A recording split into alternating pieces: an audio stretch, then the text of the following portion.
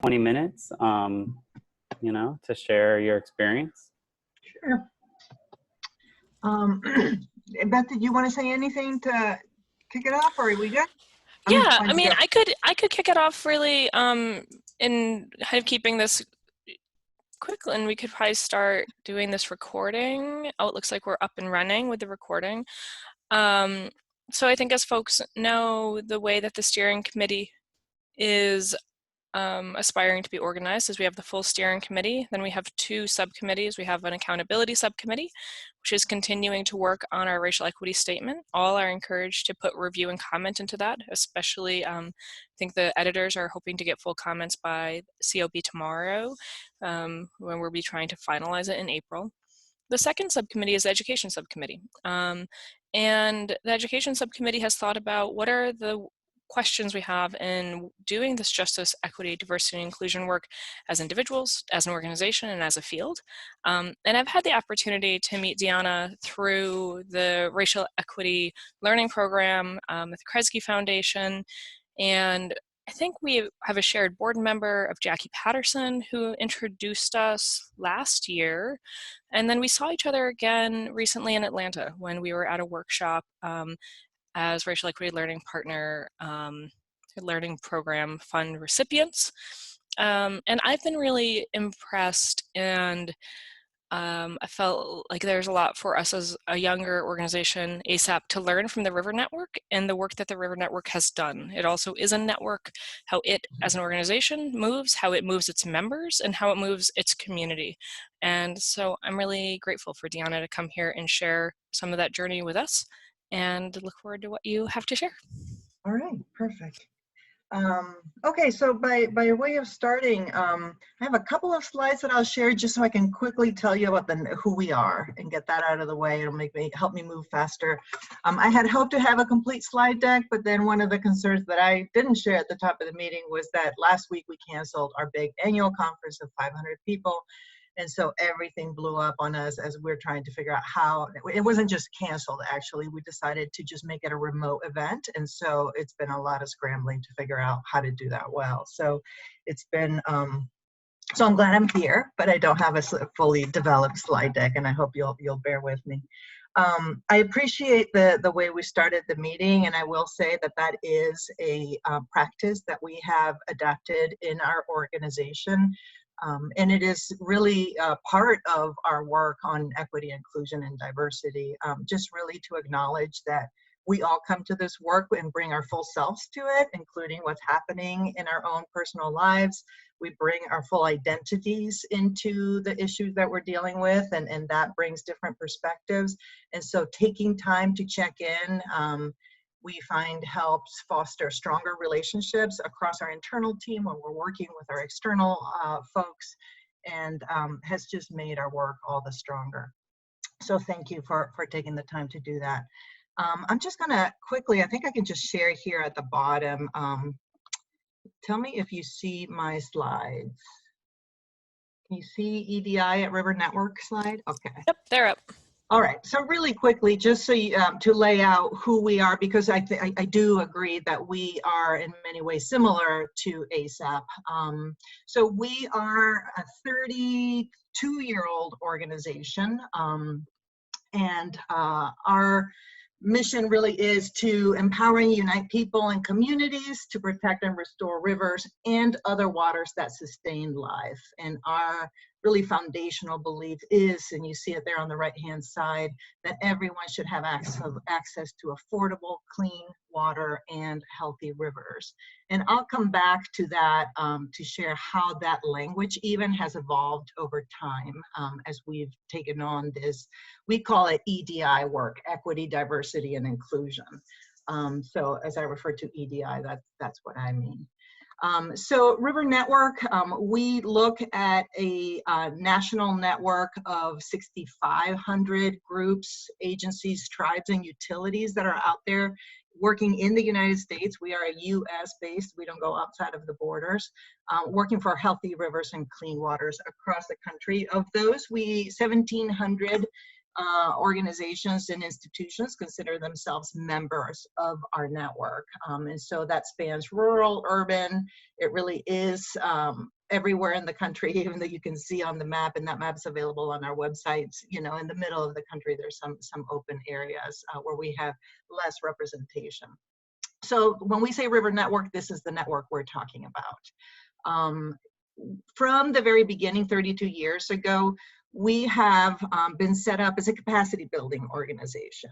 And so in the beginning, our network really was made up of individuals, but primarily organizations, and their primary filter through which they saw their work was as protectors of wildlife, of recreational interest. And so, you know, all of the clean water concerns that came from that.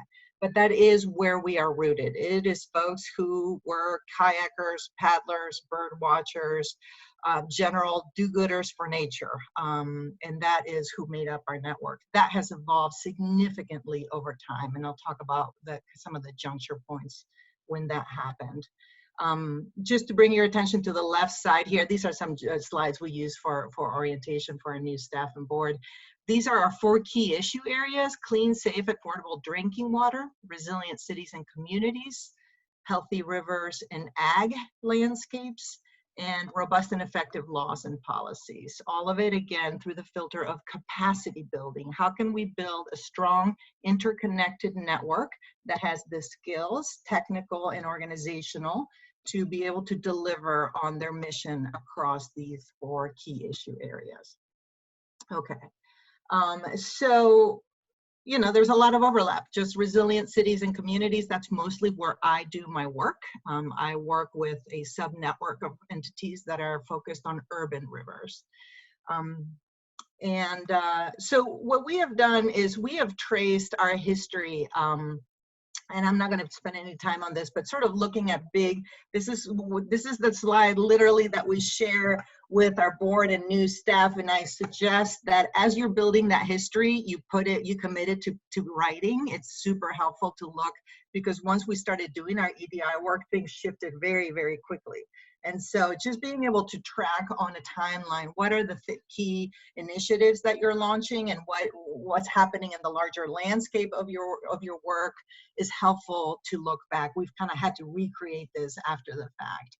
So as we look at, you know, a lot of our organizational history, you know, again, like I said, most of it was recreational, wildlife interests, but quickly turned into becoming a trainer around Clean Water Act. So we had some key programs within capacity building, Clean Water Act training, and citizen science, now called community science, being 2 key pieces of it. You know, how do you do water quality monitoring? How do you design programs, et cetera, to collect data and use it into useful information?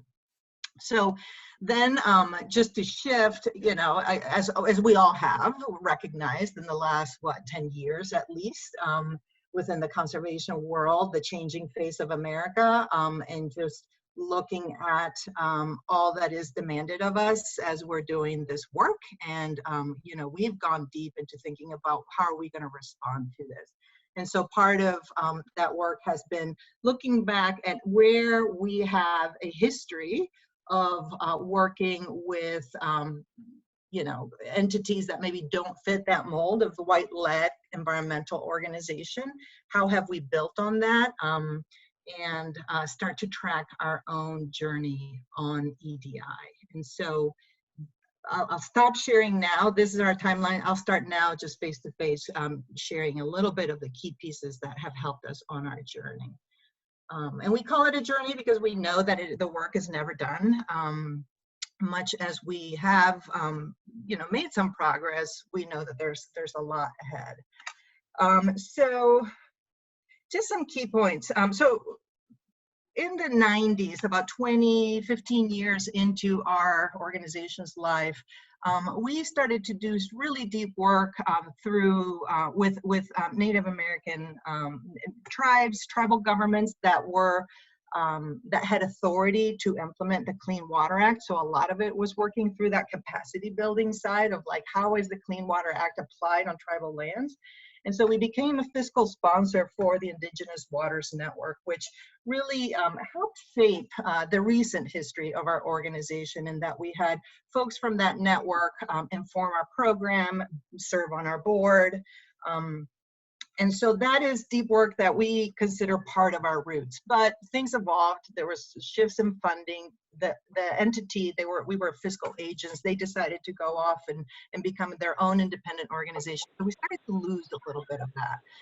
What brought back this work really fully into River Network was when we launched back in 2010. So that's about 10 years ago now, our urban waters work. And so we became, it was an EPA program to re-grant a bunch of money on urban waters. But what we did is we created a sub-network of our network, really focusing on urban waters issues. And so as we look back, that was really pivotal for our organization, because what it did is it opened up the door to a lot of different groups that were not originally seeing River Network as sort of their backbone organization.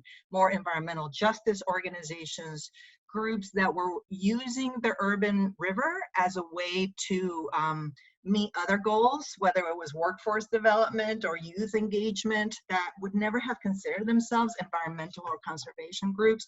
And so suddenly we programmatically just opened up the door to this whole new landscape of entities that has in very, very foundational ways shifted who we consider to be part of our network and how we do that work. So the programmatic lead was really key in helping us make this transition. So I would encourage you to think about, like, for ASAP, what would that look like? You know, obviously there's a lot of intersections between equity and climate change. So it may be that that work is already happening. The other key piece that happened at around 2010, we had really strong leadership on the part of our board. We had a couple of key voices on our board who were calling and pushing the organization to think more deeply about our role. To some extent, it was diversity. We're not diverse enough, but there was really they were pretty savvy in their thinking about, it's not just about diversity. It really is about what is the work that we're doing and what are the equity implications of that work. And so I will admit a couple of those board members left in frustration because the organization was not moving fast enough. But one of the things that came out of it, and it was at a single meeting with a board member resigning, a woman of color who had been a very vocal advocate for us to think more carefully about EDI. As she resigned very publicly, that was the same meeting where we instituted a committee, a board committee on equity, diversity, and inclusion. And that provided a structure that has led the work, you know, all the way to today. And so this question of building a structure that where the work can sit, and where there's accountability and guidance provided is been super important for us. Now we have evolved from that model. Now the board has their EDI committee, and we have developed an internal staff EDI committee because we were realizing that a lot of the issues we were dealing with were really related to our internal organizational culture. And so it was hard to bring the board into that. It was stuff that really needed to sit with the staff. And so, you know, as simple as it is, building the structure to hold the work has been super important because it's just helped us make progress all the more. And so just like you all have your JEDI committee. So as we started to think about this work, initially in our naivete, we thought, okay, we have our big national conference every year, River Rally. We thought, okay, this year's theme back in 2011 is going to be equity and inclusion. And so sure enough, we had a theme, figuring every year there's a different theme to this event, right? This year's will be equity and inclusion. We had some great speakers, you know, some keynote speakers that really, and Rally, I should say, is where a whole network comes together. Well, 500 of them, individuals. But it really is where we make our work most public. And so we had some really dynamite keynote speakers speaking to the importance of really rethinking our work, rethinking who we serve and how, rethinking who's sitting at the table. And so it became pretty quickly apparent to us that this wasn't a one-off theme, and it really couldn't be a one-off theme. So thereafter, every year of our national conference, we had what we were calling our EDI track, our equity track. And so we had a lot of sessions. We have about 8 simultaneous tracks. We had a lot of workshops and sessions that were really focusing on equity and inclusion.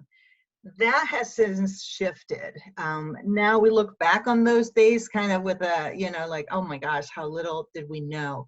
Now equity is woven throughout our whole conference. It is not a track. Every single session is selected. One of the criteria is, how is this addressing equity and inclusion? How are you folding in these considerations into whatever you're talking about in your workshop? And for the last 3 years, that has been just embedded, like, totally intrinsically with our work. And so, but I don't want to underemphasize the key role that some of those keynote speakers at our national event played. We brought folks talking about Flint. Back when River Network did not get involved in drinking water, most of the folks in our network just fell completely flat on their faces when we started identifying issues of lead. They're like, we worry about the river. We're not worried about the pipes, which is just, in retrospect, just crazy to think about. And so we had some key messengers coming to say, you've got to get involved in the pipeline. These are issues of human rights. You've got to get involved in lead. That's where the water is coming from, your river. And so what if the problem is brought into the system after the water gets pulled out of the river? It's still our water. And so when I reflect back on that language of, now we are, part of our mission is rivers and all waters that sustain life, that was really a broadening of our mission, because we realized we can't just build these tight sideboards around what part of the water cycle we care about. And we had Dorcetta Taylor as a keynote presenter, who really, if you're familiar with Dorcetta, Dr. Taylor's work with the Green 2.0 report, she sort of delivered the goods to our network. It was really tough love. It was, you guys are not doing enough. You're not moving fast enough. You need to do a lot more to make your work equitable and make your entities diverse. And so those were really tumultuous times, I will say, as we brought some of these speakers. There were other efforts. As part of that, we started collecting demographic information when people were registering for our events, asking people to identify by race and ethnicity. A lot of these things were making folks in our network uncomfortable, because we do still have the old guard who's just like, I'm here because of the kayaks and the canoes, right? And so, we had a lot of questions of why this is mission drift. Why are you going in this direction? This is no longer about, the river work. And so, because of some strong leadership within staff, within our president, CEO, on our board, really strong leadership from our board chair and some other folks on the board, we were able to navigate those tough years when there were people literally leaving our network, saying, I am no longer going to become a donor or be a donor to River Network. I'm not returning to River Rally because you guys have lost your way. And so trying to hold that line between, we've always seen ourselves as behind the scenes supporters, not leaders. We've always been behind the scenes. Suddenly recognizing that with this issue, we needed to step into leadership by both modeling the work that we're talking about doing and by pulling others along and facilitating those conversations with respect, with recognizing that not everybody's coming at this from the same perspective and at the same place, but that we were not going to back down from becoming really an equity-focused organization, which is how we consider ourselves today. But yeah, there were growing pains for sure. I feel like we have now cleared those. When we come to the table and we bring together folks at Rally, there are leaders within our network who are way further ahead than River Network is on this work. And we all know that we are learning openly. We're learning in public. We're sharing our lessons, but that this is key to the work that we're doing as river and water advocates. So with that came a new strategic plan, a revision of our mission to broaden beyond rivers, an adoption of drinking water as one of the key issue areas, which again, 15 years ago, people would come up with all kinds of reasons why river networks should not and would not work on drinking water. And really just embedding equity everywhere. Some of the key things that have been helpful for us, or just in terms of what that work looks like, we collect metrics on our equity initiatives. We collect metrics on a lot of things, programmatic initiatives, but we have a whole metrics program for our EDI work, which looks at everything from staff, board, who's represented on those. You know, as we try to diversify our staff, how many of our finalists for any open position are people who are, you know, identify as people of color, Black, Indigenous leaders, what our program looks like, who the money, you know, we re-grant and give out in scholarships a lot of money. Who is that money landing in? What organizations? What kind of budget sizes do they have? How representatives is their staff?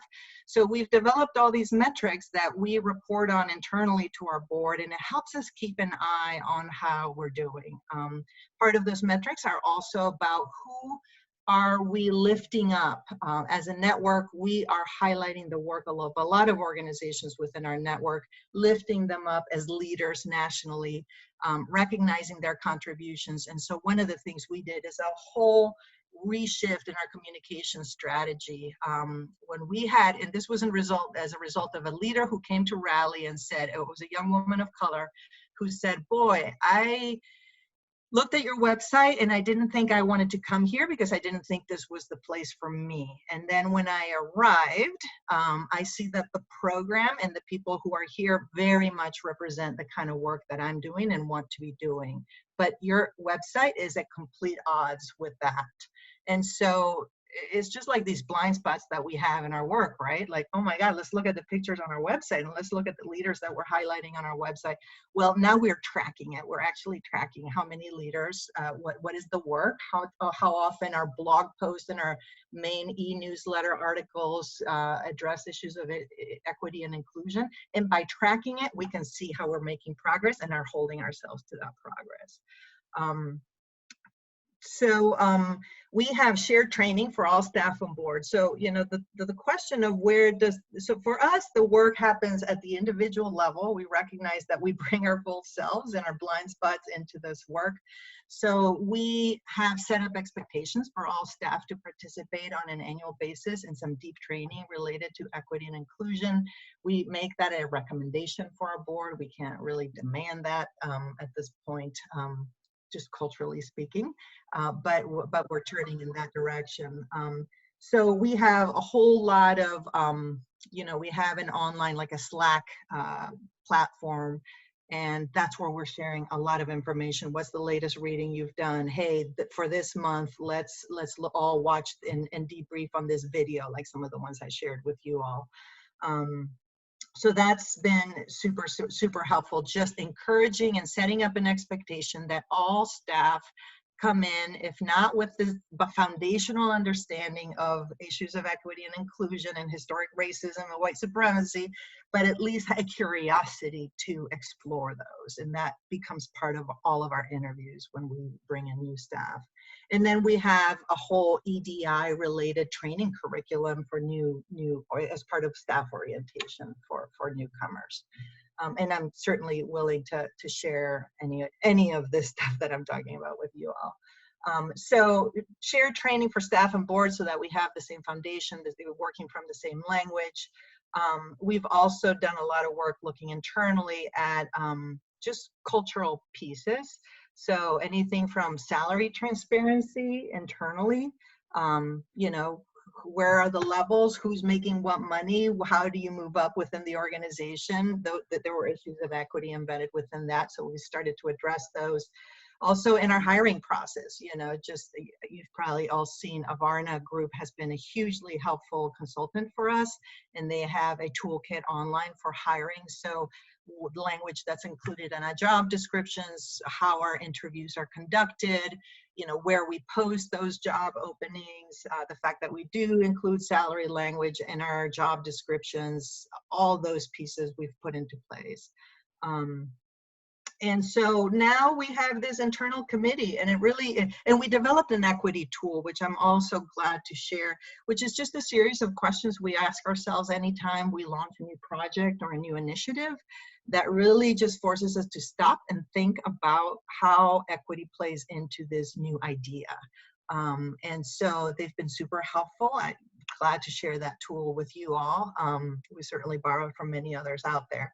And so right now our internal committee, our internal EDI committee really is who guides that work, who ensures that equity tool is deployed for all new initiatives, that, you know, provides advice and recommendations to staff as they're developing new programs, that raises questions of, you know, how is equity incorporated into decisions of how we award out money and re-grants?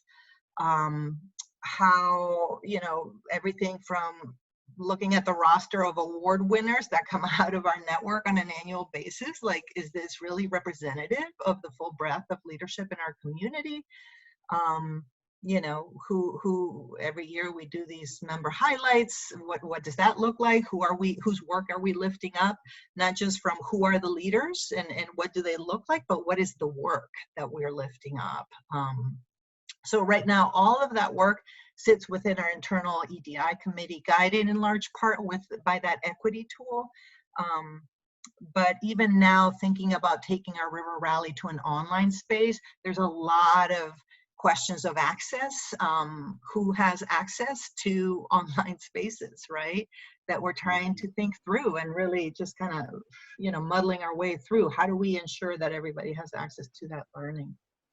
Hey, Deanna. So I think I'm out of time. I entertain any questions. I tried to just like, you know, here it is. Yeah.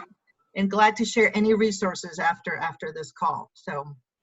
Yeah, I just want to say thank you so much. That is very helpful and enlightening to me. I just wanted to make sure we had a few minutes for people to like chat and respond and ask questions.